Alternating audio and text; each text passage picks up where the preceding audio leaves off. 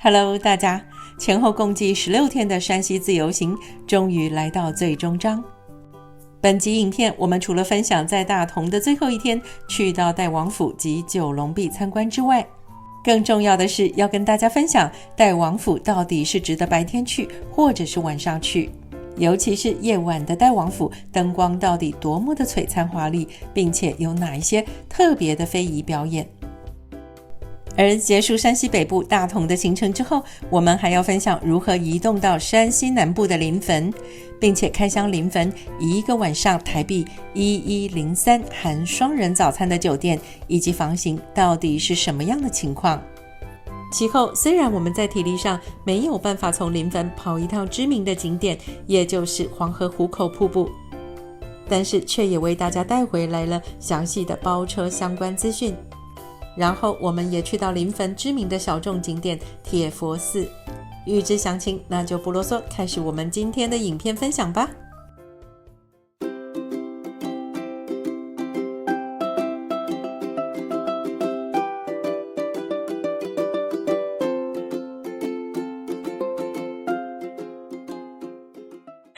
Hello， 大家，接續上一集的影片，我們今天繼續遊歷大同古城。不同於上次的華嚴寺跟善化寺，我們今天要參訪的是代王府還有九龍壁。按照表定計劃，中午過後我們要去參訪東城門旁邊的法華寺，但是計劃永遠趕不上變化。由於接近中午的時候，氣溫也逐漸下降，來到0度，實在是太冷了，以至於中午過後我們直接回飯店避寒，就沒有去參觀法華寺了。至於代王府又是一個什麼樣的情形呢？那就跟着我的鏡頭一起看下去吧。好，目前畫面上看到的就是大同古城中代王府前面的廣場。我們把鏡頭慢慢的轉過來，就可以看到代王府的入口。首先我們必須要了解到，這一座代王府它是在2011年大同古城修復計劃當中重建的。其次我們再來分享代王府的前世今生。他是明代開國皇帝朱元璋第13子代王朱貴的府邸。最早他落成的時間是在明洪武25年，也就是西元1392年，是在遼金西京國子監的基礎上改建而成的。在當年不僅非常的氣派，而且有一個響當當的外號，叫山西的小故宮。當時由於朱元璋也很疼這個兒子，所以老爺子給兒子建府邸可是下了血本，比北京故宮建得還早30多年，而最鼎盛的時候裡面有800多間房子，所以我們可以想想那得多大陣仗。可惜後來大部分毀於火災。雖說眼前所看到的是根據歷史精心重建，但它的靈魂，它的格局可一點兒都沒有變。再來，雖說它比北京故宮建造還來得早，但是它的規模呢，只有北京故宮的1/4，佔地約17萬平方米。而在地理位置上，作為明代9邊重鎮之首的大同，這座王府不僅是王居，更是明朝防禦北元的象徵，所以它的地位也相當崇高。緊接着我們來分享一下它的歷史沿革，也就是興衰3部曲。第一階段可說是明朝輝煌的代表，時間軸在西元1392年到西元1644年，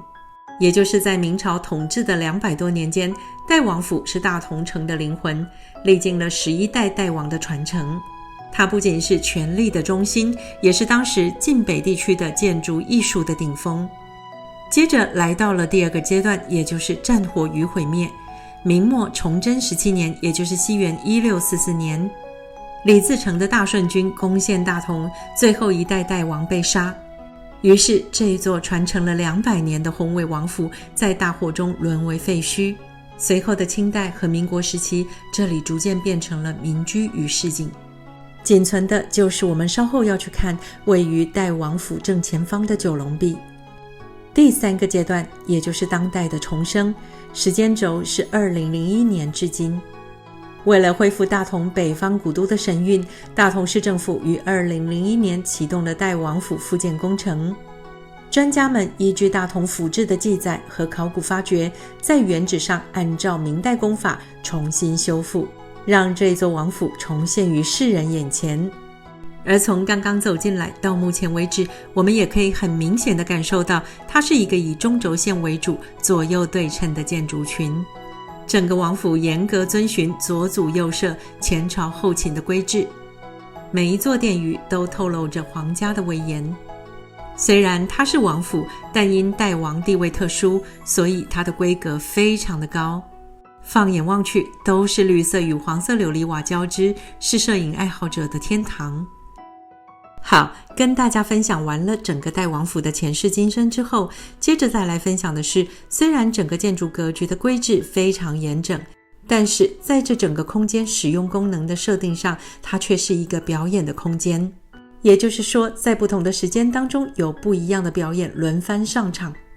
因此，如果您是想要像在北京故宮那樣，看到不同的宮殿當中有着不一樣的家居擺設，或者是借由家具的陳設去體會當時代王府的生活場景，那您可能會失望，因為在這裡完全看不到哦，畢竟它設定的是一個表演的空間。所以在這裡呢，就有一個小建議，如果不是為了看沉浸式表演而來的同學們，可以把參觀代王府的時間改成參觀法華寺、關帝廟、文廟，或者是古城中心的鐘鼓樓。因此在這邊一走出來，就可以看到晚上表演用的燈光及音響，也就不奇怪咯。這邊看到的就是一個舞台。一會兒換了一個場景，這裡所看到的一整排則是表演當中應該會用到的道具。而說到日常固定會看到的表演，則有以下幾個。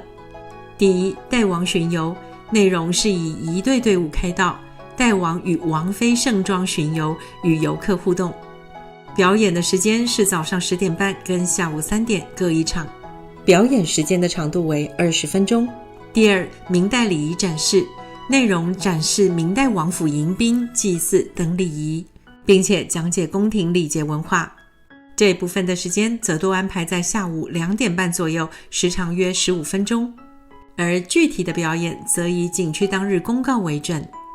當然，比較華麗的則是夜晚的光影秀《天下大同》，它的內容以代王府建築為主，用燈光投影講述大同歷史與代王府故事。演出的時間則是晚上7點半到8點半。但是這場華麗的夜間表演則是要另外購票進場的哦。以上所分享的這些資訊，也是我在進到代王府裡面之後才了解到的。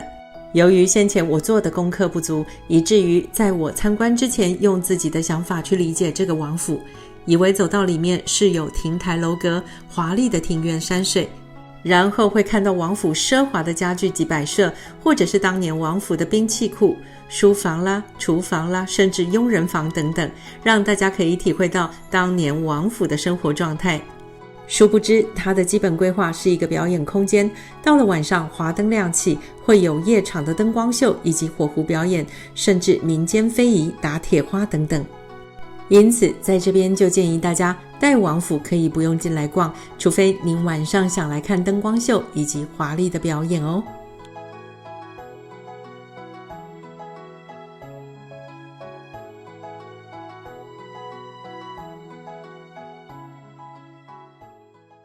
Hello， 大家，今天是10月18號，我們現在人呢在大同古城裡面的代王府。那代王府呢進來的話，門票是50元人民幣。那如果70歲以上的長者呢，就持台胞證直接入園就可以了。原本的代王府呢，已經在戰亂當中焚毀，所以現在我們所看到的代王府呢，是後續在重建，就是按照原本代王府的規制去重建。那重建過後的代王府呢，就如同後面呢，我身後大家所看到的，就是在每一個區域都有設表演的舞台，那每一個殿閣呢，進去就是展演的場地。所以如果說您是有興趣晚上進到代王府裡面來看表演的話，這個就是一個還不錯的選項。再來，大家又再一次看到我全身包緊緊，沒有錯，現在溫度是0度，非常非常的冷。那沒有想到說今年的大同啊，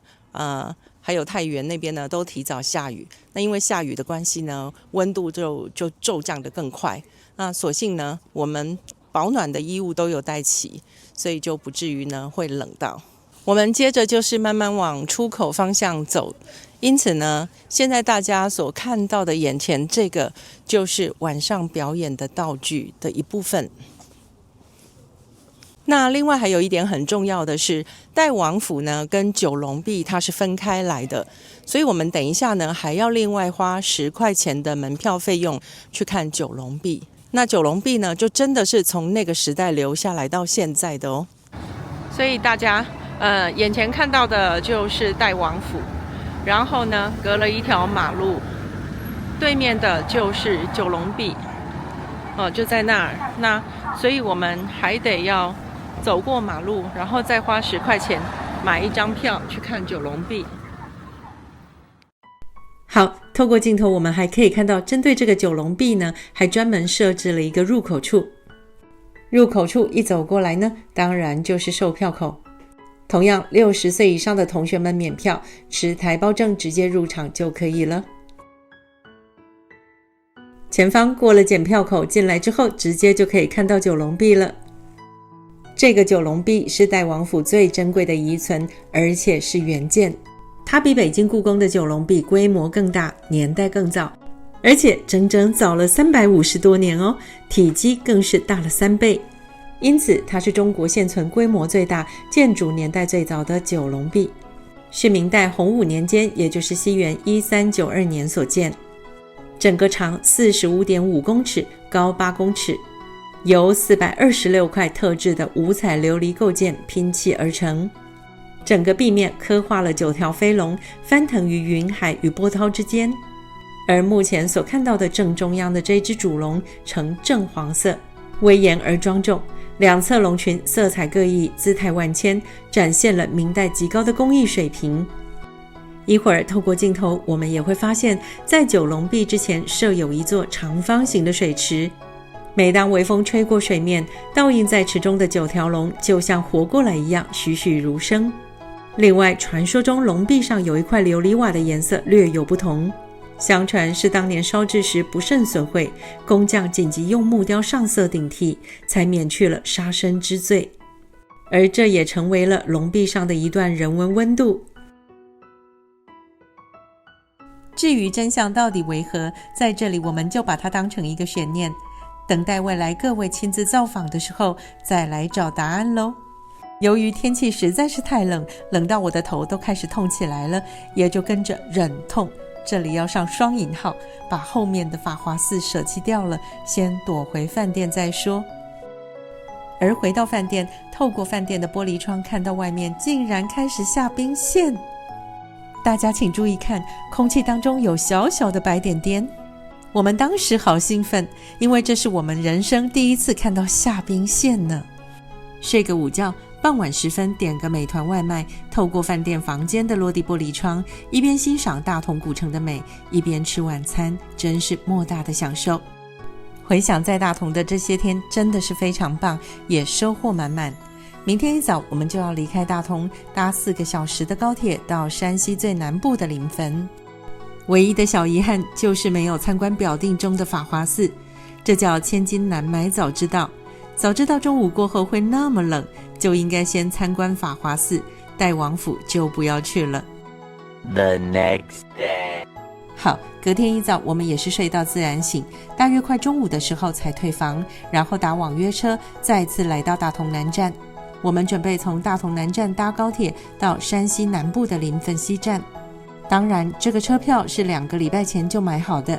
在這裡建議大家一定要避開節假日，因為我發現有許多住在山西中部的太原乃至於臨汾的人，平常是在大同上班的。換句話說，節假日的時候就必須要跟着他們一起擠高鐵的班次，車廂裡面就會滿滿的都是人。另外還有一個要分享的地方是，由於我們搭12點19分的那一班車，整個行車時間將近4個小時。但如果您是能夠早起的人，那更建議搭8點的那一班，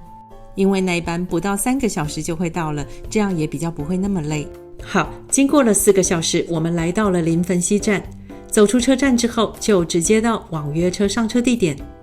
到下榻的曼心酒店只有 2.3 公里，起步價7塊錢人民幣就可以搞定。那我們就先進到飯店大廳，邊看設施邊聊咯。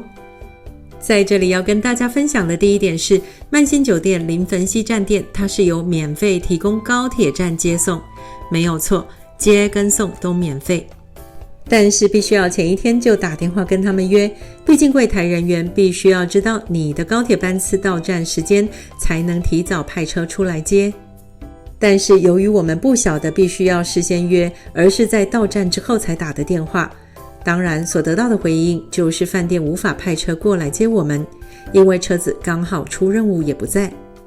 所以未來如果要入住這家酒店的同學們，一定要記得提早預約。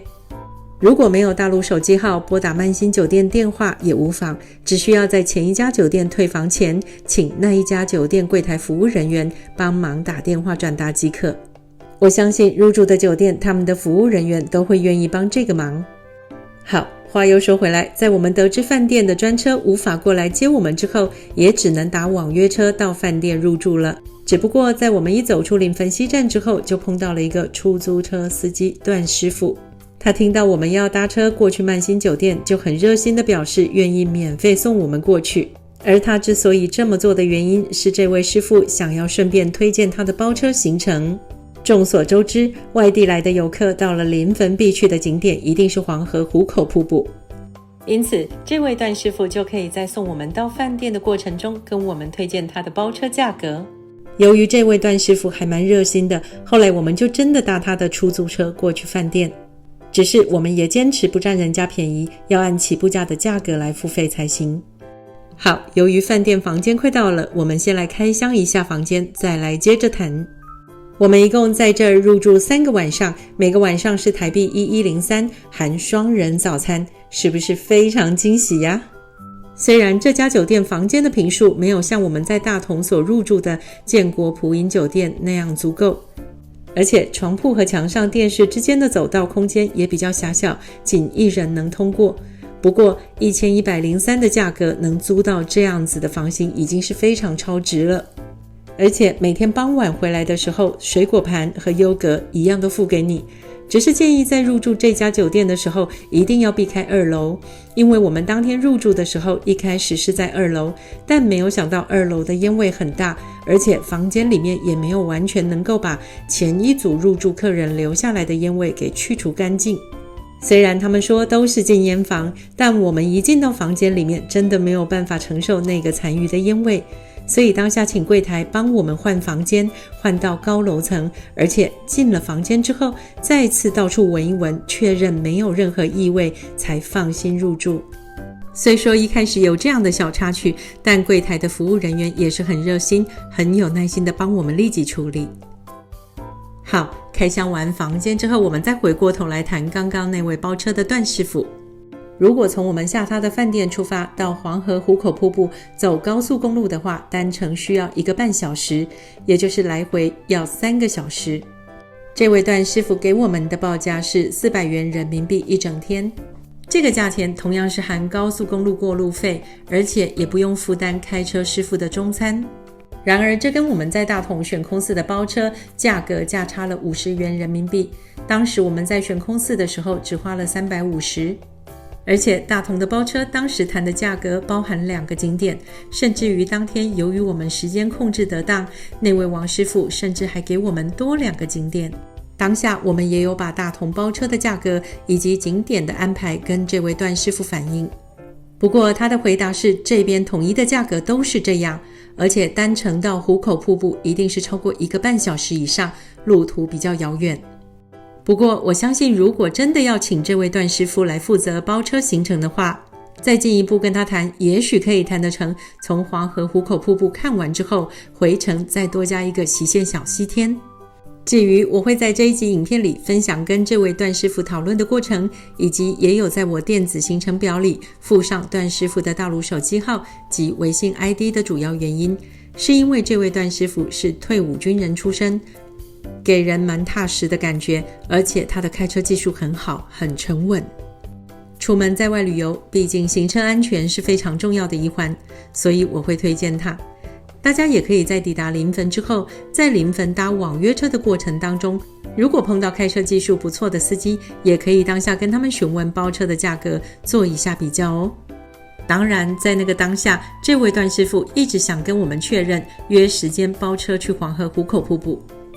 但是我們的回答是，由於一開始在太原轉了5天的行程，到了大同又轉了5天，等到搭4個小時的高鐵來到臨汾的時候，已經很累，而且有些暈頭轉向了。我們決定隔天哪兒都不去，先好好休息一下再說。真的有確認要去黃河湖口瀑布，再打電話跟他約。殊不知這一休息就發現我們已經徹底沒電了。我們都自嘲自己不是那種可以到處趴趴走、活蹦亂跳的放山雞。因此哪怕是已經來到離黃河湖口瀑布最近的臨汾，還是止步於臨汾了。我跟我家老爺仔細商量之後做出了決定，雄偉的大山大水永遠都在，但命只有一條，一旦真的累了，就不要再有半點勉強自己的時候。身體健康還是最重要的，未來有機會再來展開第2回合。因此在臨汾的這3天，我們就主打一個好好休息，然後吃飯時間搭市區的公車，就近溜達溜達即可。而且呢，聽說臨汾是一個對觀光客非常友善的城市，他們有各式各樣造型可愛的公車，以及隨處可見的非常高級的公共廁所，我們也可以借這個機會來了解一下。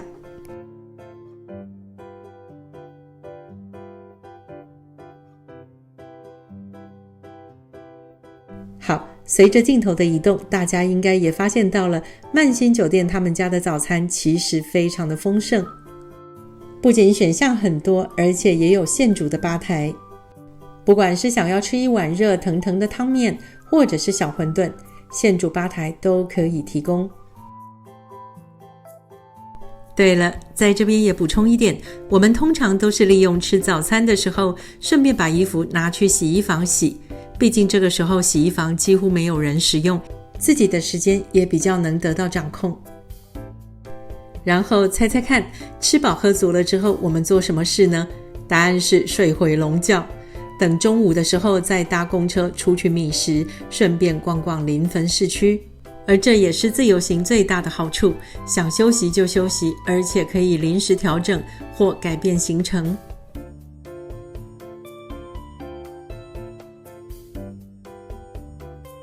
睡個回籠覺起來之後，我們準備到飯店斜對面的公車站牌，去搭12路公車到市區的鐵佛寺走走。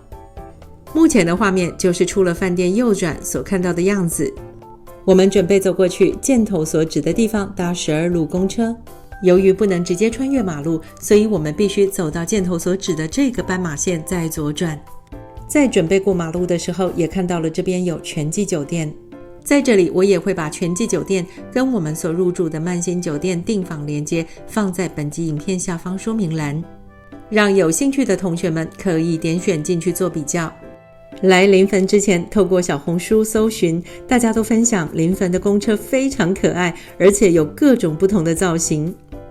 果然眼前過來的這輛公車讓我們倍感驚喜，竟然是粉紅色的。天哪，也太可愛了！而且整輛公車洗得乾乾淨淨，一塵不染。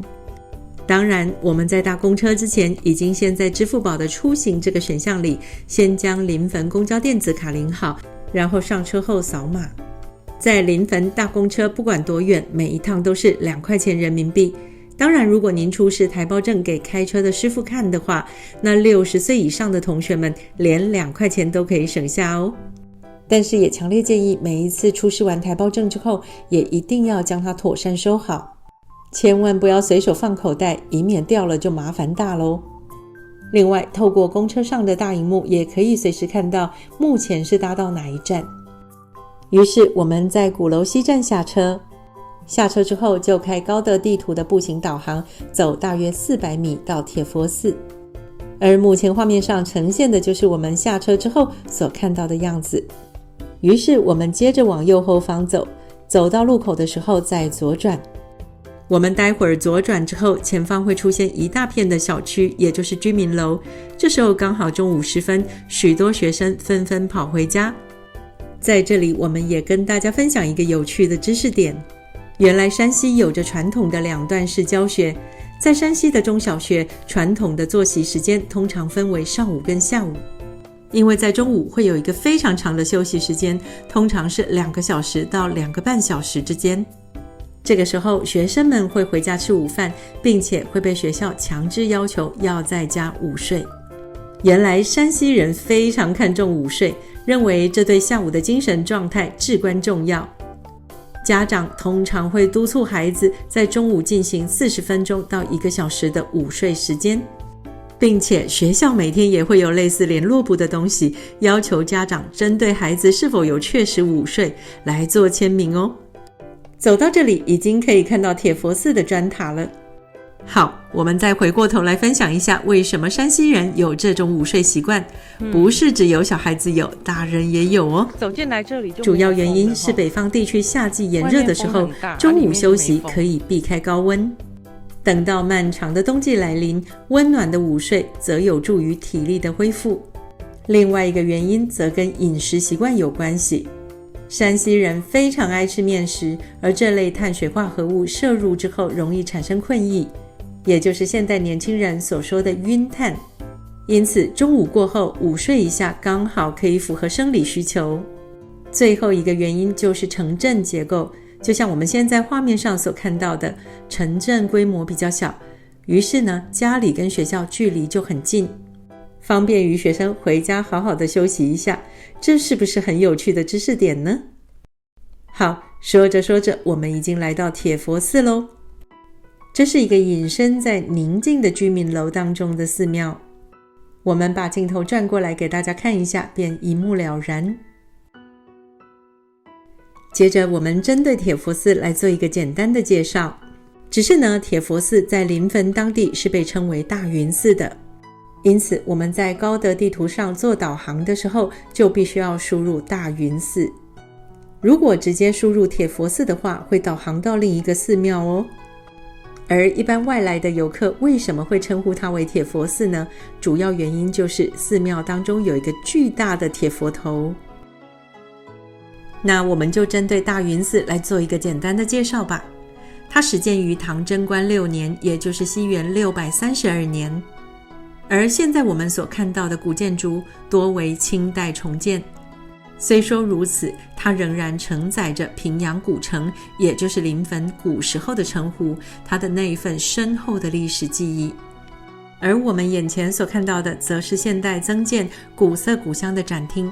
裡面展示了版畫的材料及技法，主要原因是為了讓這個景區能呈現更加豐富多元的樣貌。那我們就一邊看這些展品，一邊接着再來繼續分享大雲寺。剛才前面不是有分享到現存主要結構都是清代重建嗎？它重建的年代是在清康熙54年，也就是西元1715年的時候。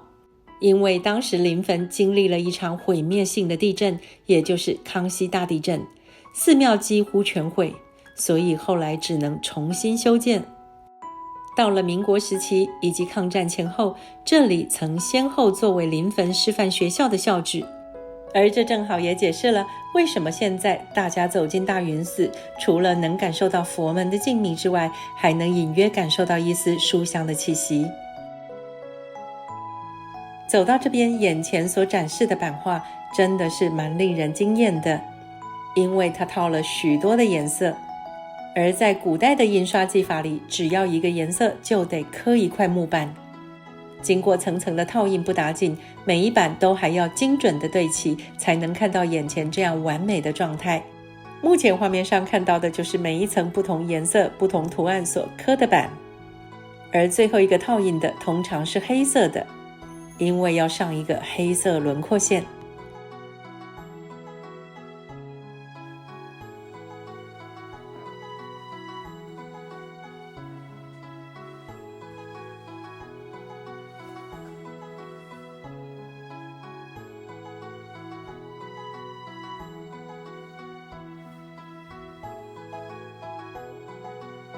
看完版畫的展覽走出來之後呢，也漸漸的接近它的核心區域嘍。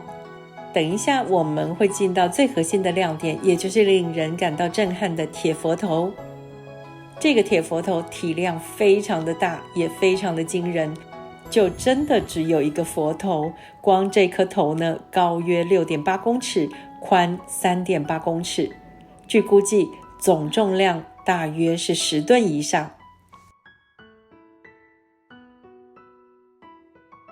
不過在正式介紹鐵佛頭之前，我們要先來欣賞一座金頂寶塔。眼前的這座塔高約35公尺，它覆蓋在鐵佛頭之上，是一個6級金頂寶塔。它在形制上算是比較特異的，為什麼呢？因為中國的古塔多為奇數層，譬如5層、7層，但這座塔外觀看起來像6層。一走進去塔內，就會看到鐵佛頭赫然出現在眼前，真的很巨大。相傳這是唐代原作，佛像面容飽滿，神態安詳。整尊佛頭是生鐵一次澆築而成，展現了古代山西精湛的冶煉技術。在這裡展現了視覺上的奇觀，為什麼呢？因為塔的第一層是空心的，這尊巨大的佛頭直接安置在塔基之內，形成了塔中有佛，佛支撐塔的獨特視覺感。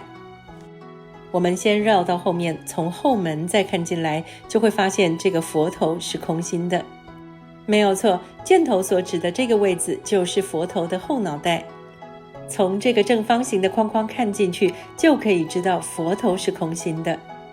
而這邊也展現了一個工藝上的奇蹟，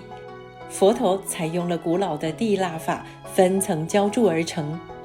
雖然材質是冰冷的生鐵，但工匠卻將佛陀的肉髻、羅髮、豐滿的雙頰以及那抹悲憫的微笑刻畫得極其柔和。另外，當我們走進塔底的時候，也會發現空間極為局促，那種巨物帶來的壓迫感與神聖感交織，會讓人瞬間屏息。最後，這尊佛頭不僅是一尊造像，更像是一個地標。相傳它是為了鎮壓當地的水患與地震而鑄造的，加上後來歷經的清代康熙大地震，整個原先的塔都毀了，但是佛頭還存在，足以證明其結構的穩固與鑄造工藝的非凡。好，走出來之後，再回到這座塔本身，它的前5層為方形，但最頂層為八角形，象徵着八卦方位。而在琉璃美學的部分，塔身鑲嵌了64塊精美的琉璃浮雕，內容多為佛傳故事，色彩斑斕且層次分明，是清代琉璃藝術的代表作。跟知名的黃河湖口瀑布比較起來，它算是一個很精緻的小眾景點。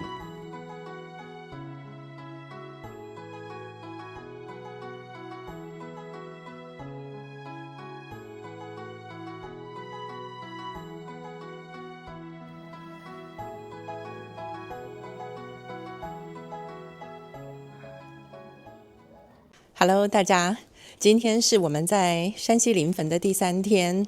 那按照原定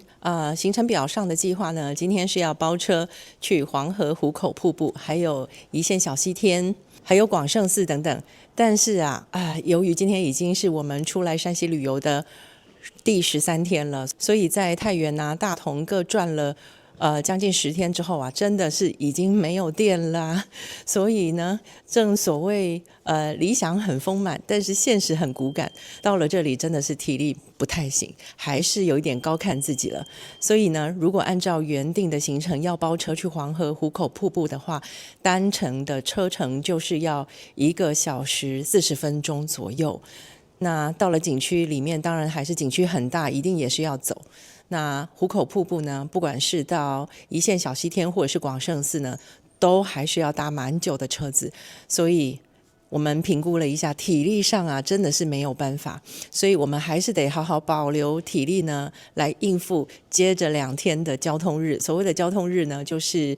明天一早要離開臨汾，然後回到太原。那太原呢住1個晚上，隔天呢搭飛機。那到廈門再搭飛機呢轉機回台灣。所以呢再三考慮之下，今天呢就行程上改變，來到了小众景點鐵佛寺。那所以呢就不如隨緣。那在這裡呢，也跟大家分享，雖然呢，終究湖口瀑布沒有去成功，可是至少呢，來到山西臨汾，那詢問了當地的旅宿業者，或者是當我們呢打車在問出租車的師傅，關於包車的行程也好，都有幫大家問到了一些還不錯的相關資訊，可以供大家參考。所以如果未來呢，您來到山西有多餘的體力，真的可以到臨汾走一趟，然後借由呢臨汾這個城市呢去跑黃河湖口瀑布一日遊的話呢，那就可以多一份參考咯。來到臨汾就是為了黃河湖口瀑布，卻也因為體力的關係只戰於臨汾。雖說如此，身體健康還是最重要的。俗話說留得青山在，不怕沒柴燒。晚上呢，我們就來到下榻酒店前方的餐館來覓食。這一排餐館的正前方呢，是偌大的人民醫院。在這裡呢，我強烈的推薦右前方看到的這家黃小廚，它有各式各樣的麵食，還有粥品，並且價位相當親民哦。我們這幾天晚上幾乎都在這裡解決晚餐。我們在這一天晚上點了相當知名的炒餡烙麵，就是眼前的這一碗，還有鼎鼎有名的打滷麵，但是每一碗都是2人份哦。以麵食為主的山西人吃起來剛剛好，但是對我們來講真的是太大碗了，吃不完。改天如果您有機會來到這裡的話，一定要斟酌着點。吃飽喝足，準備回我們的酒店休息。借由在路口等紅綠燈的時候，順便再把這一區的夜景記錄一下。箭頭所指的就是人民醫院，所以這一區的生活機能算是非常好的。在此也感謝大家花了這麼長的時間，一集一集慢慢的觀看我們山西自由行全記錄。沒有錯，山西自由行全記錄在這一集即將畫下句點。我們同時也感謝許多網友們，不管是在影片的留言也好，或是私下的 email 溝通往來，都給予我們許多的支持與鼓勵，讓我非常非常的感動。在這裡也做一個小小的預告，下一次的行程要跟古建築以及古蹟來一個大反差，我們準備跟大家分享深圳自由行，要探索深圳的進步以及藝術還有科技感。不過在這之前，我要拍一集很久很久以前就想要跟大家分享的關於退休人士自由行必帶好物的介紹。畢竟許多網友們已準備好在3月春暖花開之時也開始自己的自由行行程，希望這個分享能對大家在跑行程的時候有所幫助。好，我們的酒店已經到啦，這集影片在這裡就先告一個段落，下次見嘍，拜拜。